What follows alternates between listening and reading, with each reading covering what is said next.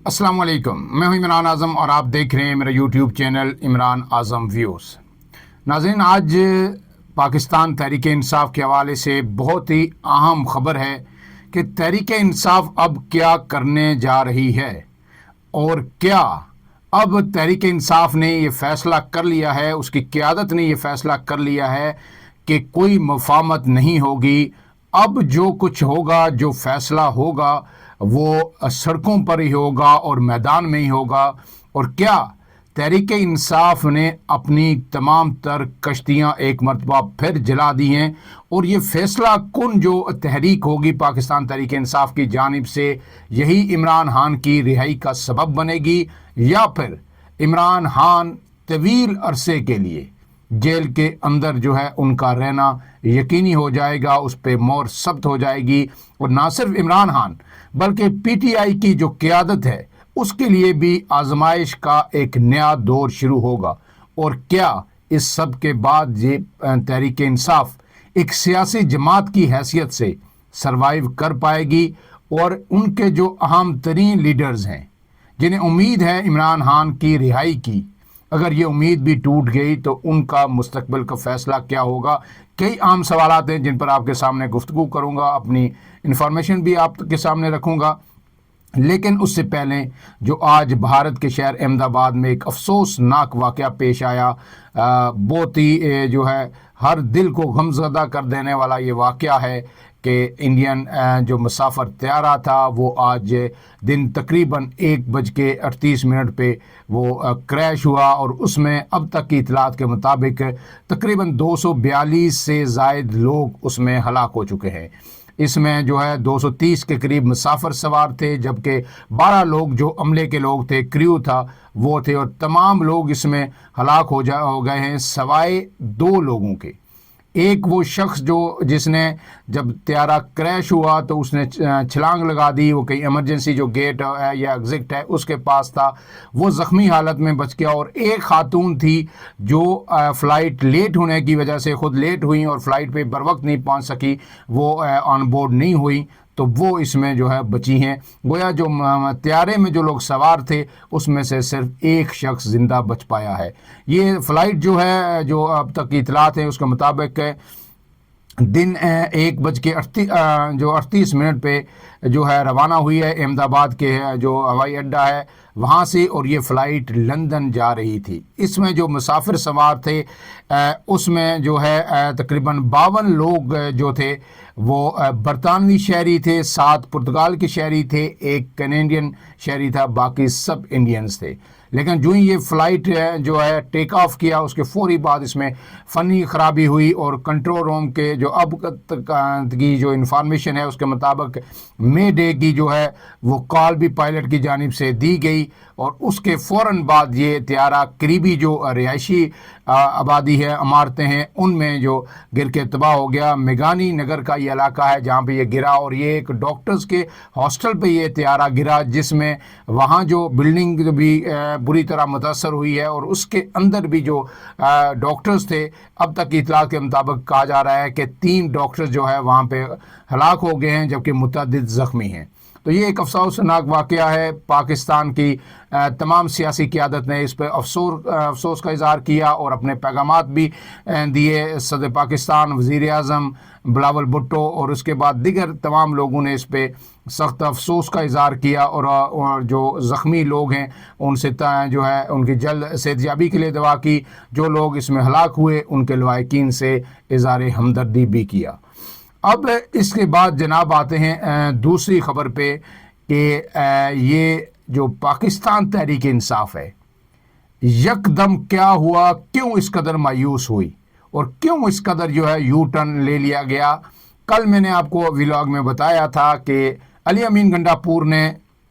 जो गुफ्तगू की है वो बड़ी ही संगीन है, बड़ी ही ख़तरनाक है। और उन्होंने उस गुफ्तगू में ये कहा था कि अब की बार इस्लामाबाद हम आएंगे तो हम हथियार साथ लेके आएंगे और गोली का जवाब गोली से दिया जाएगा। ये उन्होंने मीडिया के सामने ये बात की है। अब इसके बाद सिर्फ एक दिन भी नहीं गुजरा था, चंद घंटे जब गुजरे उसके बाद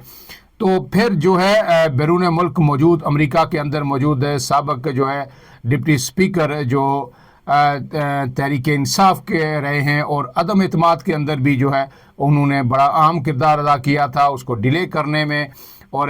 مانا جاتا ہے کہ جینون وہ تحریک انصاف کے ورکر ہیں قاسم سوری۔ ان کا یہ بیان جو ہے بڑے عرصے بعد آیا ہے، بیچ میں ان کے بیان آتے رہتے تھے، بعض دفعہ سخت بیان ہوتے تھے لیکن پھر وہ غائب ہو جاتے تھے، لیکن اب کی بار جو ان کا ویڈیو پیغام آیا ہے وہ انتہائی سنگین نوعیت کا ہے، اور اس میں براہ راست جو ٹارگٹ کیا گیا ہے وہ field marshal army chief general Syed Asim Munir کو ٹارگٹ کیا گیا ہے، ان کا نام لے کے جو ہے ان کو ٹارگٹ کیا گیا ہے۔ اور اس میں انہوں نے کہا کیا ہے، انہوں نے پہلی بات تو یہ کی کہ جناب یہ جو جنرل عاصم منیر کی یہ جو آمریت ہے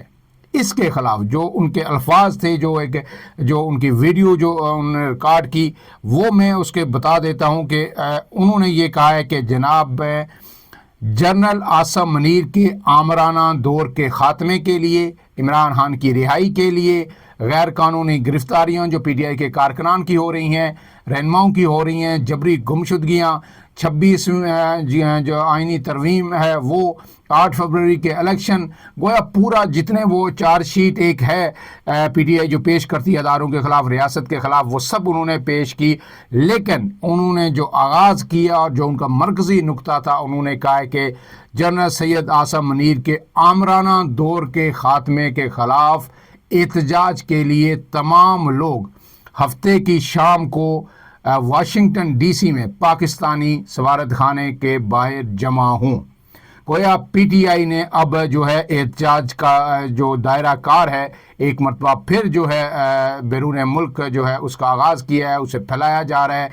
پہلے مرحلے میں جو ہے واشنگٹن میں پاکستانی سفارت خانے کے باہر یہ احتجاج کیا جائے گا، اور اس میں جو کال دی گئی ہے، جو لوگوں کو بلانے کی کوشش کی گئی ہے، اس میں مرکزی نقطہ جو ہے وہ یہ بیان کیا گیا ہے کہ ملک کے اندر ایک آمریت ہے، مارشل لا ہے، ایک ڈکٹیٹرشپ ہے جو عمران خان کی رہائی میں سب سے بڑی رکاوٹ ہے، اس کے خلاف اب جو ہے پی ٹی آئی بیرون ملک خاص کر کے امریکہ کے اندر جو ہے آواز بلند کرنے جا رہی ہے۔ اس کی وجہ یہ ہے کہ امریکہ سے جو پاکستان تحریک انصاف ہے اس سے بڑی امیدیں وابستہ تھیں کہ ڈونلڈ ٹرمپ آئیں گے تو اس کے فوری بعد پاکستان پہ دباؤ آئے گا اور عمران خان رہا ہو جائیں گے، اور جو ہے مختلف جو ٹویٹس وہاں سے رچرڈ گرینیل کے اور دوسرے لوگوں کے آتے رہے، ان سے بڑی انہیں جو ہے امید پیدا ہوئی تھی، لیکن آہستہ آہستہ جو رچرڈ گرینیل ہیں وہ بھی پس پردہ چلے گئے، اور پھر جو ہے اس کے بعد مارکو روبیو ہوں یا جے ڈی وینس ہوں، یہ سب لوگوں کے جو پاکستان کے ساتھ جو تعلقات ہیں، حکومت کے ساتھ، اسٹیبلشمنٹ کے ساتھ، وہ بہتر ہونا شروع ہو گئے، اور پھر جو حالیہ پاک پر جنگ کے بعد صورتحال یکسر تبدیل ہو گئی، اور اب آپ کہیں کہ ایک طرح سے ڈونلڈ ٹرمپ پاکستانی قیادت کے گنگار ہیں، پاکستان کے گنگار ہیں، اور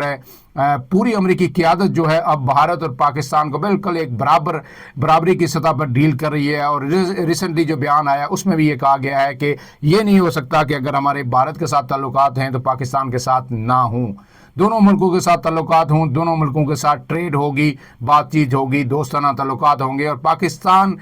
کا جو دہشت گردی کے خلاف پاکستان کا کردار ہے اسے بھی امریکی جو عسکری قیادت ہے اس نے بھرپور انداز میں سراہا ہے اور اس کا اعتراف کیا ہے۔ یہ ساری چیزیں اب پی ٹی آئی کے لیے ظاہر ہے مایوس کن ہیں کہ کہیں بھی عمران خان کی رہائی کی بات نہیں ہو رہی۔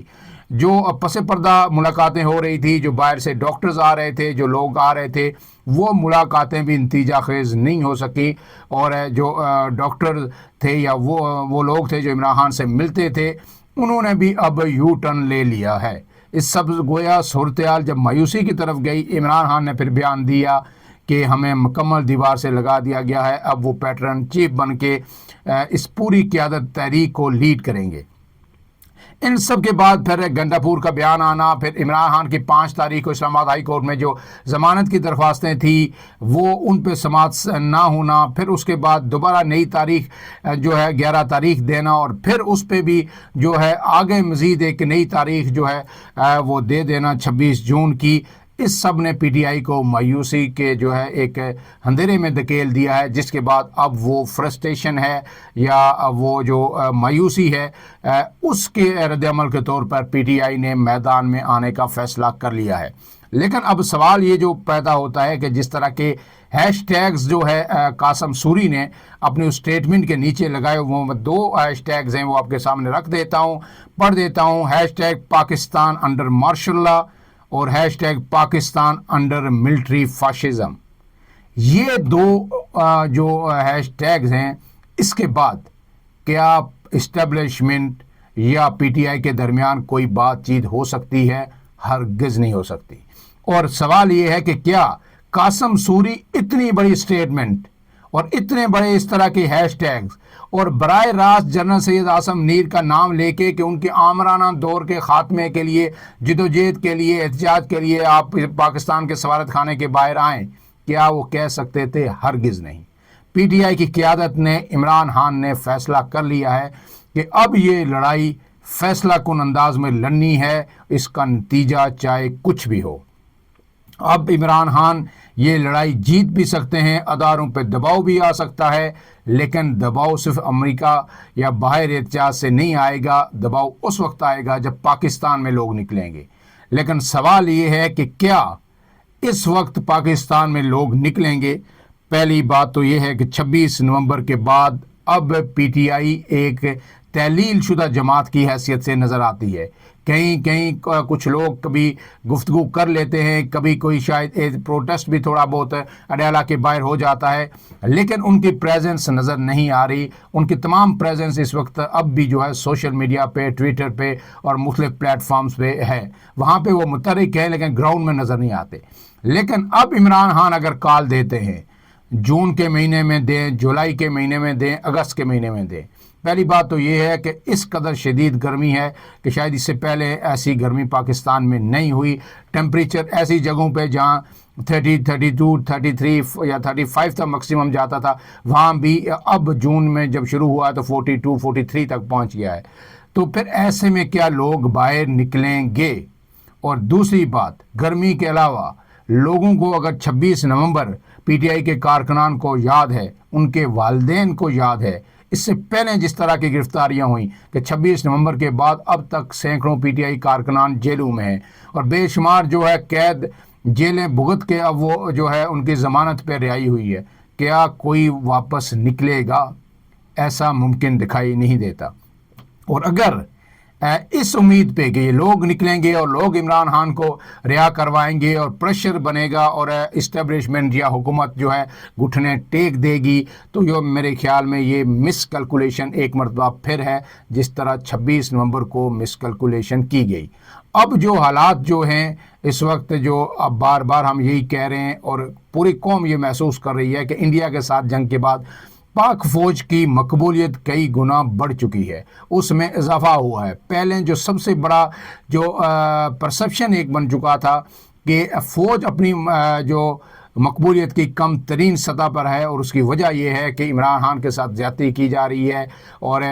جھوٹے مقدمات میں انہیں پھنسایا گیا ہے، اور جن لوگوں کو لایا گیا ہے یہ لوگ فارم 47 کی پیداوار ہیں، یہ الیکشن 8 فروری کے ہار چکے ہیں۔ لیکن اب ان الزامات کی لوگ بات کم کرتے ہیں، اب بات کرتے ہیں کہ فوج کا جو کام تھا، D G I S P R کی سٹیٹمنٹ بھی ہر جگہ کوٹ کی جا رہی ہے کہ فوج کا جو کام تھا فوج نے اپنا کام کر دکھایا۔ یہی شکوہ ہوتا تھا کہ فوج اپنا کام نہیں کرتی، جو جنگ اس نے کرنی ہے باقی سیاست کرتی ہے، مداخلت کرتی ہے۔ فوج نے اب اپنا کام جو کر دکھایا، تو لوگوں میں اگر بہت زیادہ اگر پی ٹی آئی یہ کہے کہ مقبولیت کا گراف ہائی نہیں ہوا، تو کم سے کم قبولیت عام عوام کے لیے ضرور ہو گئی ہے۔ تو ایسے میں لوگ جو ہے فوج کے ساتھ کھڑے ہیں، کیونکہ حالات مسلسل جو ہے وہ تھریٹننگ ہیں، بھارت کچھ بھی کر سکتا ہے، مستقبل کے چیلنجز ہیں، لہٰذا لوگ فوج کے ساتھ کھڑے ہیں۔ اور لوگوں کو یہ سمجھ آ گئی ہے، جو روس نے یوکرین کے ساتھ کیا، جو اسرائیل نے فلسطین کے ساتھ کیا، یا اب جو تھریٹ ایران کو اسرائیل کی جانب سے مل رہی ہیں، اس کے بعد لوگوں کو یہ سمجھ آ گئی ہے کہ پاکستان کی بقا اور اس ملک کی بقا کے ضامن فوج ہے، چاہے آپ لاکھ اعتراضات کریں، جو بھی کہیں، پاکستان کے سلامتی کے ضامن فوج ہی ہے، اور فوج ہی اپنی سرزمین کا، اپنے لوگوں کا تحفظ کر سکتی ہے۔ تو پھر جب فوج کا گراف بھی اونچا ہے، جب معاشی استحکام بھی اس ملک میں آ رہا ہے، عوام کو مشکلات ضرور ہیں لیکن کچھ جو اسٹرکچر ریفارمز کی جا رہی ہیں اس سے بہتری کی امید بہرحال ایک مضبوط ہوتی جا رہی ہے. لیکن ایک جو معاشی حوالے سے جو نشیب و فراز ہیں اس پہ الگ سے انشاءاللہ بات کریں گے کہ جو کچھ ہو رہا ہے، لوگوں کے تفاوضات کیا ہیں تنخواہوں کے حوالے سے، بجٹ کے حوالے سے. لیکن اوورال جو ہے لوگ کافی حد تک مطمئن ہو رہے ہیں، فوج کے خاص کر کے جو کنسرنس تھے لوگوں کے اس حوالے سے. تو ایسے میں عمران خان کیا کوئی بڑا کارنامہ سر انجام دے سکتے ہیں؟ اب تک کی جو میری رائے ہے اس کے مطابق یہ عمران خان کا جو موو ہے یہ ناکام ہوگا. اور اگر یہ ناکام ہوا تو پھر جب تک یہ حکومت ہے، جب تک جو ہے اسٹیبلشمنٹ ہے، جب تک عسکری قیادت ہے، جب تک فیلڈ مارشل ہیں، اس طرح کے احتجاج کے بعد، اس طرح کے الزامات کے بعد، اس طرح کی جو سوشل میڈیا مہم کے بعد پھر اگر یہ سمجھتی ہے پی ٹی آئی کہ اسٹیبلشمنٹ انہیں